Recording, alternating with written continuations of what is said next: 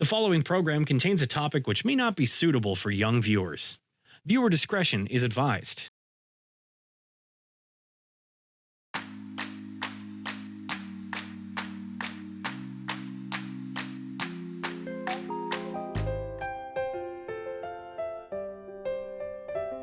I broke my neck in 2002, diving into shallow water, 6 days before our wedding. We're coming up to 22 years, accident and marriage, obviously. Yep. So. And we were married at the General Hospital here. We kept the same date. Right. We didn't want to change it. A week after the injury we got married, yeah.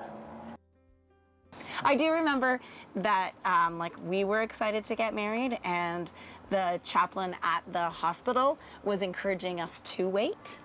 And he just said, love can wait, but we didn't want to wait. There was no reason. We'd been engaged for 2 years, dating like 6 years at that point. And as I had said to Gary, like, my criteria for a husband wasn't walking, so we didn't know what we were waiting for. It just felt like inevitably putting something off. So we had known we had wanted children before we got married. Like, that was the discussion we had had with each other. So when we were actually at the hospital the night Gary broke his neck, that was one of the first questions I asked of the physicians is, will he be able to have children? To which they told me no. I think they gave safe responses, right? Like, they can't tell you yes, because every spinal cord injury is so distinctly different and unique. So, like, reflecting back now, I know why they gave the responses. But we were pretty much from the get-go. I mean, once we settled on, we lived with my parents for a bit and kind of got settled. He was in rehab for 6 months once we got home.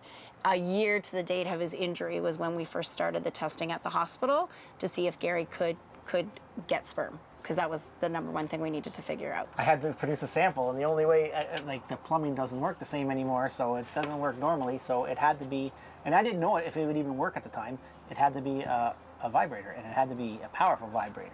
My job that day was to catch the sample, which, like, I just giggled. Like, you know, when it's an awkward situation, like, I was just giggling, like, here's two other women manipulating my husband, and my job is to catch a sample. Like, it was too comical, yet really important life stuff all at the same time. Like, it was just bizarre. It wasn't the foursome I was dreaming about.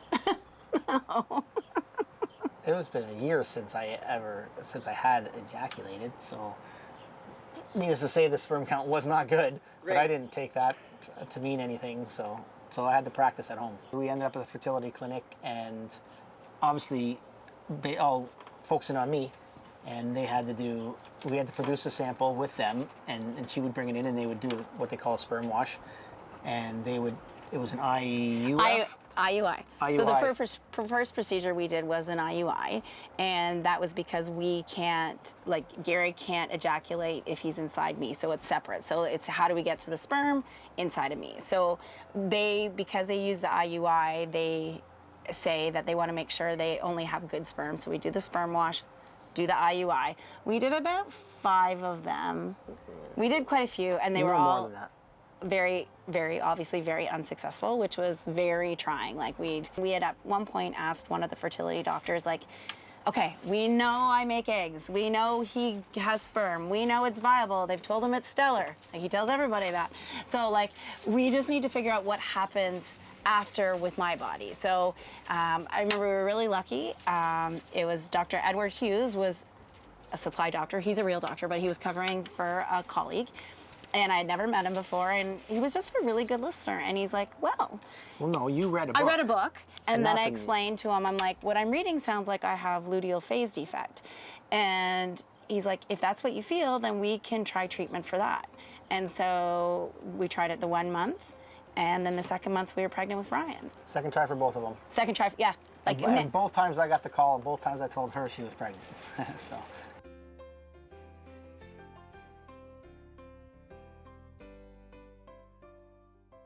Thankfully, I'm driving now. Like, I started driving back in 2011. So, but so many times, like last night, I was with the boys in Kitchener for a baseball tournament, or not tournament, a game, and she was back here. She couldn't get there in time, right? So that's what we do. We divide and conquer usually.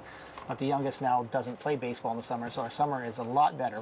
He still probably has something 3-4 times a week for sure, but it's doable. You know, there's actually weekends where we have off sometimes in the summer now. It's great. They're 13 and 16. So and what is really nice too is we ended up ironically having kids around the same time as many of our friends did too. So there's not really a huge age difference amongst our kids and our friends and their kids. So we do a lot of things with our really good friends that are couples, and the kids go along for everything.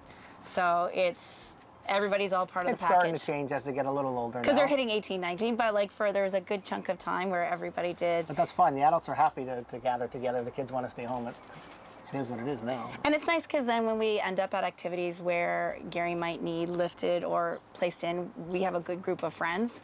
And we do a lot of hosting here in this space so that, again, access to a washroom, don't have to be carried in, all of those kind of pieces.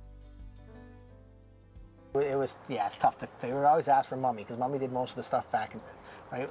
If she had to go see him in the middle of the night, or I remember the one of them losing it, and I go to get them out of their car seat in the van. No, mommy, do it, right? But it took a couple years, and then now Daddy was more involved. I had a vehicle too and stuff like that. But those were a little bit tougher. Us, when I hear them crying for mommy and it's not Daddy. But right? now in sports, they think mom knows nothing. They want Dad's opinion on their bowling shots or baseball. I don't know if there's ever a conversation on how we divide it. The kids have naturally understand that we have different strengths as parents and gravitate to us for those things. And I don't work, so I essentially just play tennis for a living. If anything, if I can do it, I'm doing it to take something off her plate, basically. So for the most part, I'm the driver when it's sports. I don't get a lot of sympathy from these guys, I'll tell you that. That's actually part of the best part is they treat them like every kid treats their dad. They're it's how it's supposed to be, I think. That's all they know. And when you do have kids, they adapt to you. Oh gosh, they'll climb on you, they'll do whatever. I remember changing the youngest's diaper the one time on a chair, and my chair dipped down and my back wheels were in the air, and I knew if I pushed away from the couch that I was going down. And I think he was 2 years old, and I'm like, Evan, get up, can you come? And he figured it out. He came around and grabbed my chair and pushed it down, and I'm like, thank you. So they're resilient, they figure it out. We did worry at the beginning, even when the kids started school, would other kids say anything about their dad being in a wheelchair? And we were preventative about it. We went and volunteered in both their kindergarten room, bringing in wheelchairs, playing wheelchair tennis, reading books. But in the end, I don't think we even needed to do any of that. It's more mainstream now, wheelchairs. You see them all the time, right, in shows and stuff like that. So it doesn't even bat an eye.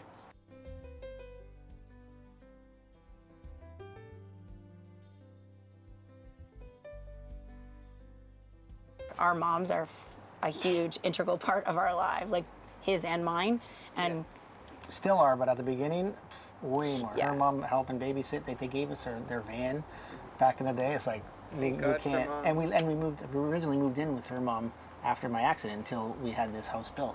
And then my mom moved in after we had the house built, and she's been everything. And she's on, she's our grounds. Everything she does amazing stuff, to balance out what we need to do to live. Yeah. Outside our property is all her. Yeah. The grass, everything is all her. So. It's a village.